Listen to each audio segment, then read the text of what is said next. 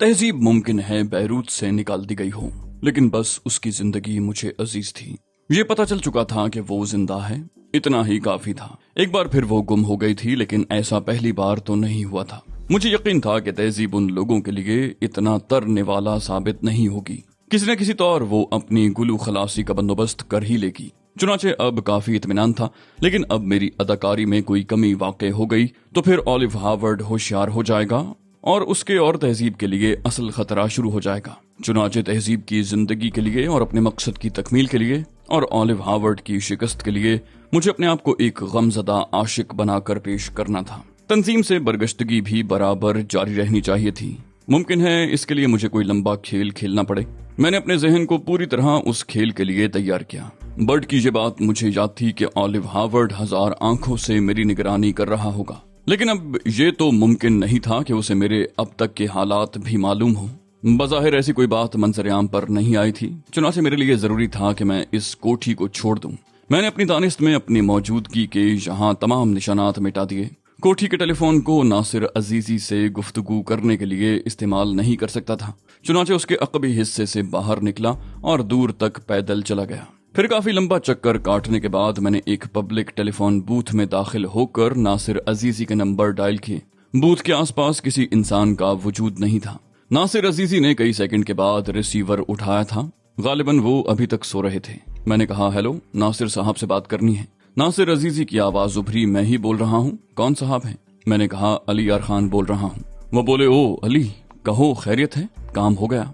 मैंने कहा, हाँ नासिर साहब, मुख्तसर अल्फाज में मेरी एक दरखास्त सुन लीजिए। एहतशाम असगरी के मामले को बिल्कुल गोल रखा जाए, उसकी किसी भी किस्म की पब्लिसिटी नहीं होनी चाहिए। एक तरह से आप लोग उसे भूल ही जाएं और अगर किसी तरफ से उसके बारे में मालूमात हासिल करने की कोशिशें की जाएं तो ये आप बेहतर जानते हैं कि आप किस तरह लोगों को टालेंगे। उसे मफरूर भी साबित कर सकते हैं और ये भी कह सकते हैं कि उसकी मौत वाक़ई हो गई है।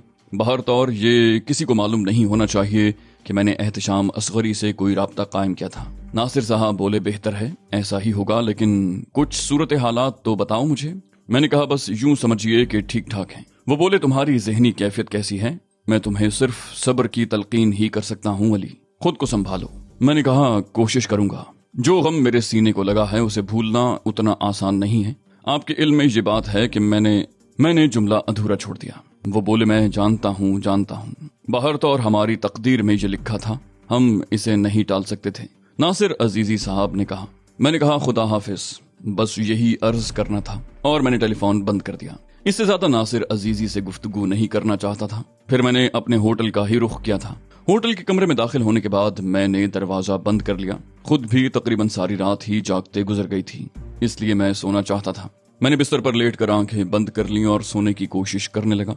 नींद आ गई और उस वक्त दोपहर के गालिबन 2:30 बजे का वक्त था जब आंख खुली। मुझे कमरे में कुछ आहटें महसूस हुई थी। चौंक कर देखा तो होटल का एक वेटर सफाई में मसरूफ था। वो एक गुलदान को उठाकर उसे कपड़े से साफ कर रहा था।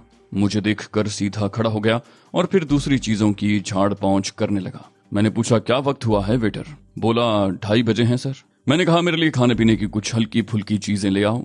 सुबह का नाश्ता भी नहीं किया और दोपहर का खाना भी नहीं खाया। वेटर ने कहा, बहुत बेहतर सर, और गर्दन झुकाकर बाहर निकल गया। मैं गुस्ल खाने में दाखिल हो गया था। ठंडे पानी की फुहारें पहले से कहीं ज्यादा खुशगवार थीं।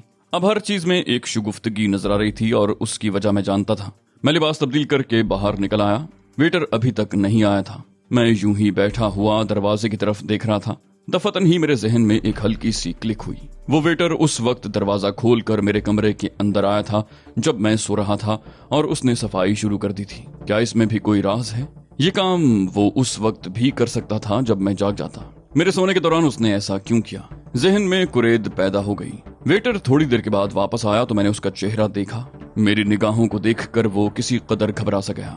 मैंने फौरन उस पर से निगाहें हटा ली। वेटर ने अपनी लाई हुई अशिया मेज पर सजा दी और मैं उनके करीब जा बैठा। वेटर गर्दन झुकाकर वापस चला गया। मैं खामोशी से खाना खाता रहा। खाने से फारिग होने के बाद मैं यूं ही बेख्याली किसी अंदाज में कमरे में टहलने लगा और टहलते टहलते दरवाजे तक आया। फिर दफतन मैंने दरवाजा खोलकर बाहर झांका। वेटर दरवाजे के सामने ही मौजूद था। उसने कहा, बर्तन ले जाऊं सर?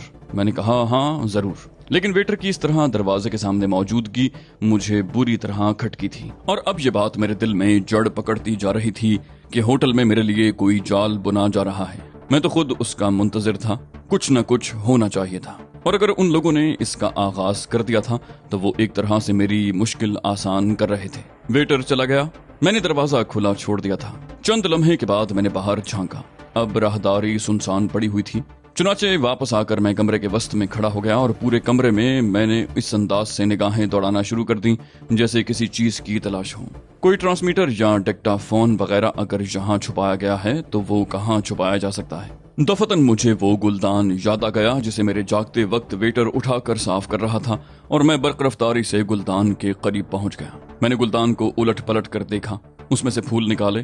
गुलदान में मिट्टी भरी हुई थी, फूल भी साफ सुथरे थे, उसका निचला हिस्सा भी ठीक ठाक था, लेकिन दफतन ही मुझे वो 3 सुराख नजर आए जो गुलदान के ऐन दरमियान में थे। धात के बने हुए इस गुलदान में इन 3 सुराखों की मौजूदगी का कोई जवाज नहीं था। फिर मैंने उसे बगौर देखना शुरू कर दिया और फिर उसे रख कर दोबारा दरवाजे पर पहुंचा। राहदारी अभी सुनसान पड़ी हुई थी। वापस आकर मैंने गुलदान का अच्छी तरह जायजा लिया और दफतन ही मेरे जहन में एक और ख्याल उभरा। एक बार फिर मैंने गुलदान से फूल निकाले और इधर उधर देखने लगा। अखबार जो सेंटर टेबल पर रखा हुआ था उठाकर मैं गुलदान के करीब आ गया और गुलदान में भरी हुई मिट्टी को जो खुश्क थी अखबार पर उलट दिया। मेरा ख्याल गलत नहीं था। गुलदान के हजम में अगर पूरी तरह मिट्टी भरी हुई होती तो उसका वजन इतना कम नहीं होता। मिट्टी गुलदान के आधे हिस्से में भरी हुई थी और बाकी आधे हिस्से में स्याह रंग की एक प्लेट सी लगी हुई थी जो किसी ढक्कन की मानिंद थी, और उसे उठाने के लिए एक छोटा सा कुंडा भी लगा हुआ था। मैंने गुलदान के उस कुंडे को उठाया और उसके बाद सारी बात मेरी समझ में आ गई। गुलदान के निचले हिस्से में एक छोटा सा ट्रांसमीटर रखा हुआ था और 2 नन्ही नन्ही सुर्ख बत्तियां रोशन थीं। यकीनन ये ताकतवर ट्रांसमीटर यहाँ की तमाम आहटें कहीं और मुंतकिल कर रहा था। ये 3 नन्हे नन्हे सुराख बाहर से आने वाली आवाजों को अंदर तक पहुंचाने का जरिया थे। मैंने फौरन ही प्लेट वापस उसी जगह रख दी और फिर तमाम मिट्टी उस गुलदान में पलट दी। फूल भी उसी तरह लगा दिए और गुलदान को वापस उसी जगह रख कर अखबार को गुस्ल खाने के बेसन में ले जाकर साफ कर दिया ताकि शुबह न हो सके। मैं जानता था कि हर तरह की आहटें सुनी जा रही होंगी, लेकिन थोड़ी ही देर कबल वेटर भी तो गुलदान की सफाई कर रहा था। मेरे शुबे की तस्दीक हो गई थी। वो जो कोई भी थे मेरे सिलसिले में पूरी तरह सरगर्म थे और मेरी इस नई रिहाइश गाह का पता चला चुके थे। फिलहाल तंजीम की तरफ से भी मुझे कोई जिम्मेदारी नहीं सौंपी जा सकती थी और ऐसा कोई अहम मसला मेरे सामने भी नहीं था जिसके लिए काम न करके मैं जमीर की मलामत का शिकार होता। इसलिए यही फैसला किया कि उन लोगों के मकसद की तकमील करूं और तहजीब को तहफ़्फ़ुज़ दूं। मैं खामोशी से थोड़ी देर तक बैठा रहा और फिर लिबास तब्दील करके बाहर निकल आया। मौसम खुशगवार ही था। मैं होटल से बाहर निकल आया और बैरूत की सड़कों पर आवारागर्दी करने लगा। माजी के इस हसीन शहर की रौनकें अब पहले की मानिंद नहीं रही थीं। पैदर पे हंगामों ने इसके हुस्न को उजाड़ दिया था, लेकिन फिर भी बहुत कुछ था। दुनिया के बेशतर ममालिक के लोग नजर आ रहे थे। शाम तक मैं एक ऐसे इंसान की मानिंद आवारागर्दी करता रहा जो उजड़ा हुआ हो। होटल से कुछ दूर निकलने के बाद ही मैंने एक मुताकिब कार को देख लिया था जो शाम तक मुसलसल मेरे पीछे लगी रही, लेकिन मैंने उसके लिए तजस्सुस न किया और अपने मामूलात जारी रखे।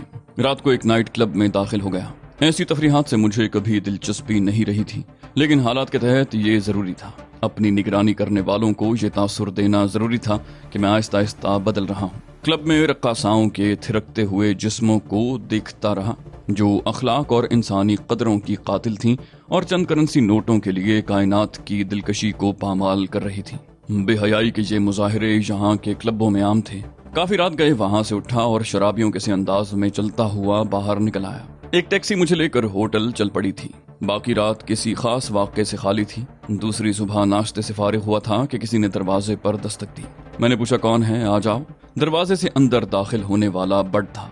बड ने मुस्कुराते हुए कहा हेलो चीफ, और मैंने जल्दी से होंठों पर उंगली रख कर गुलदान की तरफ इशारा कर दिया। बर्ड चौंक कर गुलदान की तरफ देखने लगा।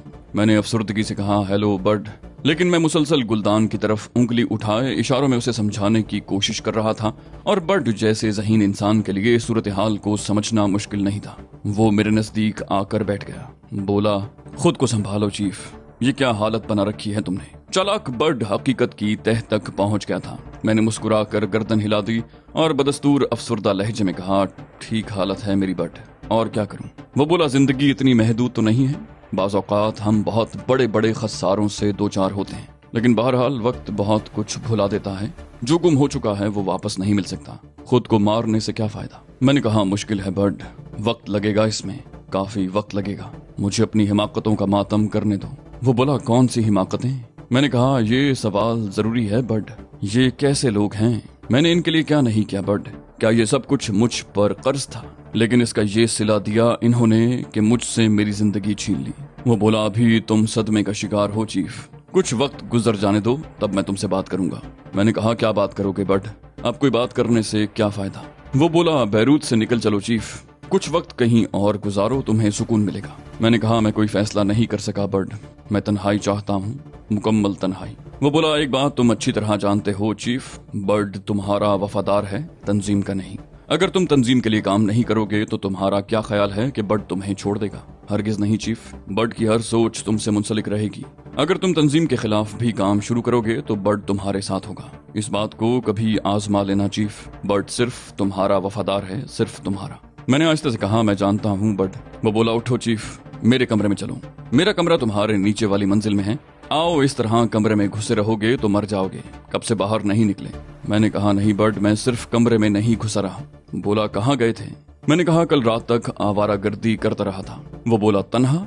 मैंने कहा, हाँ बर्ड, अब तो मैं सारी कायनात में तन्हा हूँ। वो जिद करते हुए बोला, उठो चीफ, मेरे कमरे में चलो, आ जाओ प्लीज। मैं उठ गया। कमरे के दरवाजे को ताला लगाकर मैं और बर्ड नीचे जाने वाली सीढ़ियों की तरफ चल पड़े। बर्ड ने बेसब्री से पूछा, क्या चक्कर है चीफ? मैंने कहा, ट्रांसमीटर। बोला, गुलतान में? मैंने कहा, हाँ। बोला, गुड, इसका मतलब है खेल शुरू हो गया है, हमारे दोस्त हमसे गाफिल नहीं है। मैंने कहा, बिल्कुल भी नहीं। कल जब मैं होटल से निकला तो मेरा ताक़ुब किया गया और रात को होटल वापसी तक वो लोग मेरे पीछे लगे रहे। अब तो मुझे एक और खतरा भी महसूस हो रहा है। बर्ड ने आहिस्ता आहिस्ता सीढ़ियां उतरते हुए पूछा, वो क्या चीफ? मैंने कहा, कहीं वो लोग हमारी इस कार्रवाई से भी वाकिफ न हो गए हों। मैंने तशवीश जाहिर की। बर्ड किसी सोच में गुम हो गया। बोला, नहीं चीफ, मैं पूरे वसूख से कहता हूँ कि ऐसा नहीं है। मैंने पूछा, इसकी वजह? वो बोला, बस मेरा अंदाजा है। एहतशाम असगरी के मामले के बारे में मैं इस वसूख से नहीं कह सकता, लेकिन दूसरा मामला किसी तौर उनके इल्म में नहीं हो सकता। वो जो कुछ हुआ ऐसे वक्त हुआ जब किसी कार्रवाई की उम्मीद किसी को नहीं हो सकती थी। मैंने कहा, हाँ, मंतकी तौर पर तुम दुरुस्त कह रहे हो। वो बोला, इसके अलावा अगर वो किसी बात से वाकिफ हो भी गए हैं तो हमारा क्या बिगाड़ लेंगे? छोड़ो इस तशवीश को, आइंदा के बारे में सोचो और अपना खेल जारी रखो। बर्ड अपने कमरे के सामने पहुंच गया। उसने ताला खोला और हम दोनों कमरे में दाखिल हो गए। हालांकि इसका कोई इम्कान नहीं था, लेकिन एहतियातन मेरे इशारे पर बर्ड ने अपने कमरे में रखे हुए वैसे ही गुलदान का जायजा ले लिया जैसा मेरे कमरे में मौजूद था। दूसरी चीजों को भी देख लिया गया। वो बोला, मेरे कमरे में भी कार्रवाई जरूर होगी चीफ, लेकिन कुछ वक्त के बाद, अभी किसी को मेरे बारे में इल्म नहीं हो सकता। मैंने पूछा, कब आए हो तुम इस कमरे में? वो बोला, रात को चीफ, वो भी तकरीबन 12 बजे। मैंने पूछा, डेनिस का क्या हाल है? बोला, रकाबत का शिकार है, अंगारे चबारे हैं, 11:30 बजे उसे छोड़कर भागा हूँ। मैंने ताज्जुब से पूछा, क्या मतलब? बोला, 11:30 बजे तक मुझे जली कटी सुनाती रही। उसका ख्याल है कि मैं एक शातिर आदमी हूँ और उससे फ्लर्ट कर रहा हूँ। मैंने मुस्कुराते हुए पूछा, इस ख्याल की वजह? बर्ड ने कहा, 100% सुनैल। मैंने पूछा, कौन सुनैल? बोला, वो नील की बेटी, मिस्री नजाद है। अब तुम खुद बताओ चीफ, अगर क्लोपेट्रा सिर्फ मेरे लिए इस दुनिया में दूसरा जन्म लेकर आ जाए तो मैं उसे कैसे ठुकरा सकता हूँ? सुनैल क्लोपेट्रा का दूसरा रूप है। डेनिस तो उसकी कनीज लगती है। कहाँ सुनैल और कहाँ डेनिस। लेकिन ये लड़कियां बस चिमट जाती हैं तो छोड़ने का नाम नहीं लेती। तुम खुद बताओ चीफ, क्या मर्द उनकी मिल्कियत होते हैं? मैंने हंसते हुए कहा, बहुत सुअर हो तुम बर्ड। बोला, नहीं चीफ, इस कायनात की रंगीनियों को जानने में कोशा हूँ और बस। चुनाचे डेनिस से एक उम्दा सी लड़ाई लड़कर निकल भागा हूँ। वैसे भी इस होटल में आना था ताकि तुमसे करीब रह सकूं। मैं हंसता रहा। बर्ड ने संजीदा होकर कहा, मुझे यकीन है चीफ कि वो इस कमरे में भी इंतजाम कर लेंगे, बल्कि हम दिन में उन्हें मौका भी देंगे। इसलिए अब इन दोनों कमरों में होने वाली गुफ्तगू सिर्फ 2 दोस्तों के लिए होगी। फिलहाल और कोई खास बात तो नहीं। मैंने कहा, नहीं, बस और कोई बात नहीं है, तमाम जरूरतें पूरी कर ली गई हैं। मेरा मतलब है वो जिसके बारे में हमारी गुफ्तगू हुई थी। बर्ड ने कहा, वेरी गुड। मेरे लिए कोई हिदायत? मैंने कहा, उस वक्त तक नहीं जब तक हमारे दोस्तों की तरफ से कोई इकदाम ना हो। फिर बर्ड से दूसरे मौजूआत पर बातें होती रहीं। दोपहर को बर्ड चला गया और मैं भी खाने वगैरह से फारिग होकर होटल से निकल आया। मैंने खुद पर उदासी तारी कर ली थी। वैसे भी तबीयत पर इज़्मेहलाल था। लाइन ऑफ क्रूजल केस के खात्मे के बाद सोचा था कि तहजीब के वजूद की खुशबू ही मेरे लिए बहुत कुछ थी, लेकिन ये न हो सका। बहरहाल बैरूत के नाइट क्लब देखता रहा। बर्ड ने दूसरे ही दिन इत्तला दे दी थी कि उसके कमरे में भी ट्रांसमीटर लगा दिया गया है। हम दोनों मोहतात थे। चौथे दिन फिर एक तहरीक हुई। दिन के 11 बजे थे कि दरवाजे पर दस्तक हुई। मेरी इजाजत पर अंदर आने वाली नाइमा बर्क थी। मैं उसे देखकर चौंक पड़ा। नाइमा उदास थी, जिसका मतलब था कि नासिर अजीजी ने मेरे राज को राज रखा था। हेलो नाइमा। हेलो अली, कैसे हो? मैंने कहा, जिंदा हूँ, या यूं समझ लो कि खुद को जिंदा रखने की कोशिशों में मसरूफ हूँ। मैंने फीकी सी मुस्कुराहट से कहा। नाइमा दुख से बोली, तुम्हारे लिए क्या करूं अली?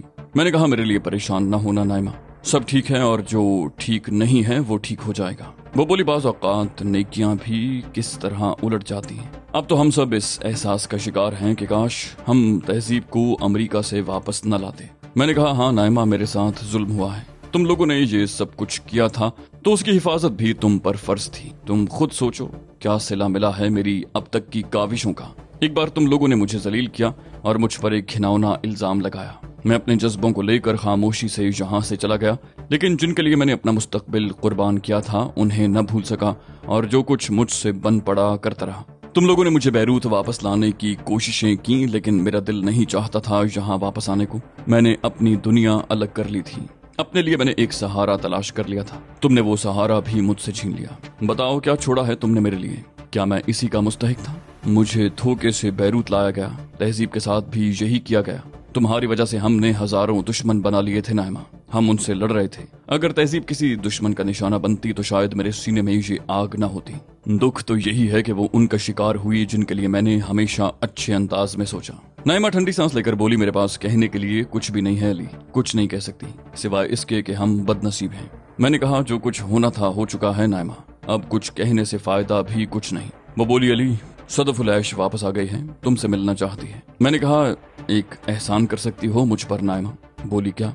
मैंने कहा, मुझे तन्हा छोड़ दो। बैरूत बहुत जल्द छोड़ दूंगा, लेकिन तहजीब यहाँ दफन है, कुछ दिन उसके करीब गुजारने दो, सिर्फ कुछ दिन, फिर मैं हमेशा के लिए यहाँ से चला जाऊंगा। मैं किसी से नहीं मिलना चाहता, किसी से भी नहीं। सबसे कह दो कि कोई मुझसे मिलने की कोशिश न करे। मैंने सब कुछ छोड़ दिया है नाइमा, खामोशी से इस होटल में पड़ा हुआ हूँ। तुमने अपना खेल दोबारा शुरू कर दिया, अब और मुझसे क्या चाहती हो? वो अफसरदा लहजे में बोली, कुछ नहीं अली, कुछ भी नहीं। मैंने कहा, सुनो नाइमा, अब ये तसव्वुर ज़हन से निकाल दो कि मैं दोबारा तुम लोगों के चुंगल में फंसूंगा। मैंने अपने इन जज्बों को फना कर दिया है जिन्होंने मुझे कुछ नहीं दिया। मैं एक अजनबी हूँ तुम सब के लिए। मुझे किसी इंतकामी कार्रवाई के लिए मजबूर न करो नाइमा, मैं माफी चाहता हूँ।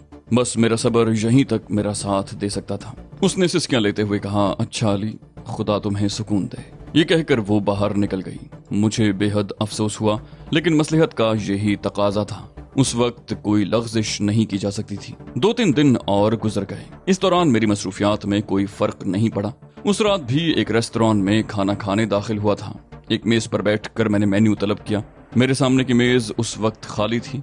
वेटर ने खाना मेरे सामने लगा दिया और फिर मैंने पहला लुकमा ही मुंह में रखा था कि मेरे सामने की मेज पुर हो गई। इत्तेफाक के तौर पर ही निगाह उस तरफ उठी थी, लेकिन मेरा दिल उछल कर हलक में आ गया। वो तहजीब थी। मैं फटी फटी आंखों से उसे देखता रहा। दिल की हरकत बंद हुई जा रही थी। उसने बड़ी तमकीनत से वेटर को ऑर्डर नोट करवाया, एक सरसरी सी निगाह मुझ पर डाली और फिर दूसरी मेजों की तरफ देखने लगी। लेकिन रफ्ता रफ्ता मुझे एहसास होने लगा कि वो तहजीब नहीं है। उसके नकूश तकरीबन 90% तहजीब से मिलते जुलते थे, लेकिन वो तहजीब नहीं थी। तहजीब की निस्बत उसका बदन हल्का था, होंठों की तराश थोड़ी सी मुख्तलिफ थी और बिल्कुल मुख्तलिफ चीज उसके दांतों की बनावट थी। लेकिन इस कदर मुमासिलत भी हैरत अंगेज थी। मैंने दिल में सोचा, मेकअप, और दोबारा खाना शुरू कर दिया। इत्तेफाक भी हो सकता है और कोई चाल भी। मैं तो इन दिनों दूसरी तरफ से होने वाली कार्रवाई के इंतजार में ही था। अगर इस सूरत को किसी खास मकसद के तहत मेरे सामने लाया गया है तो फिर इस मेकअप में ये कमी क्यों छोड़ दी गई? दिमाग चकरा कर रह गया था और मैं ना चाहने के बावजूद बार बार उसे देख रहा था। जिस लड़की को तहजीब के मेकअप में कत्ल किया गया था, उसका मेकअप इतना मुकम्मल था कि कोई भी उसको शनाख्त नहीं कर सकता था। अगर दोबारा किसी मंसूबे के तहत ये कोशिश की गई है तो कम से कम हार्वर्ड जैसे शख्स से इस कोताही की तवक्को नहीं की जा सकती। गोया इत्तेफाक। इसके बावजूद वो तहजीब से बहुत मिलती थी। लड़की को मेरे बार बार देखने का एहसास हो गया। वो भी खामोशी से खाना खाती रही और फिर उस वक्त मुझे संभलना पड़ा जब वो अपनी मेज से उठकर सीधी मेरे पास आ गई। उसने कुर्सी घसीट कर बैठते हुए कहा, हेलो।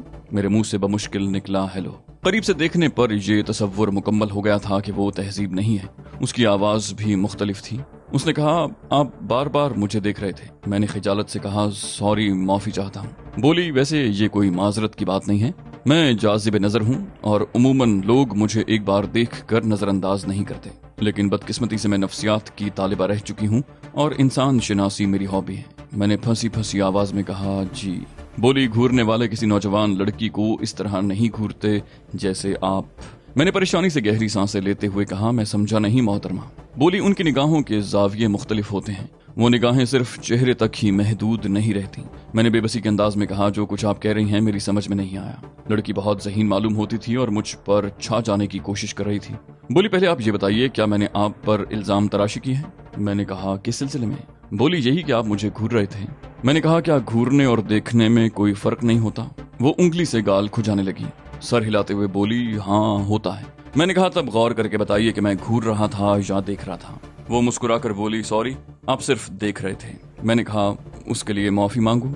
बोली, नहीं भाई, आपके एक ही सवाल ने मुझे चकरा दिया। मेरे अल्फाज शायद आप भूल गए हैं। मैंने पहले ही कहा था कि मैं नफ्सियात की तालिबा रह चुकी हूँ। लफ्ज घूरना यकीनन गलत इस्तेमाल किया है मैंने। हाँ, आप मुझे देख जरूर रहे थे। मैंने मुस्कुराते हुए कहा, मैंने एतराफ किया है। वो बोली, क्यों?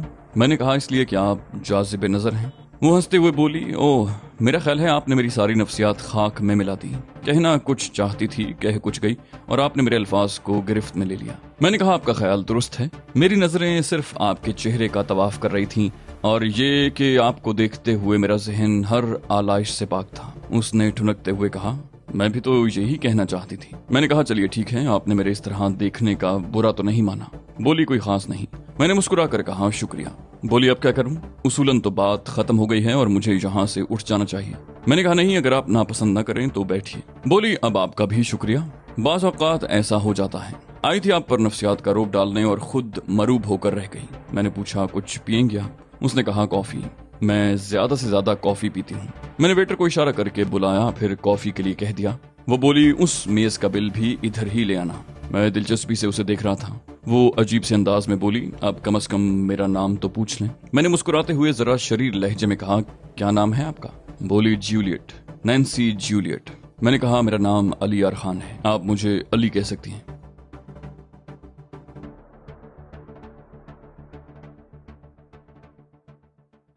तो दोस्तों, ये थी हमारी आज की एपिसोड। उम्मीद करते हैं आपको हमारी कहानी पसंद आई होगी। जाने से पहले इस वीडियो को लाइक कीजिए और शेयर करना मत भूलिए। कमेंट करके हमें बताइए कि आपको हमारी वीडियो कैसी लगी। और अगर अभी तक आपने इस चैनल को सब्सक्राइब नहीं किया तो इसे सब्सक्राइब कीजिए और बेल आइकन दबाकर ऑल नोटिफिकेशंस ऑन कर लीजिए,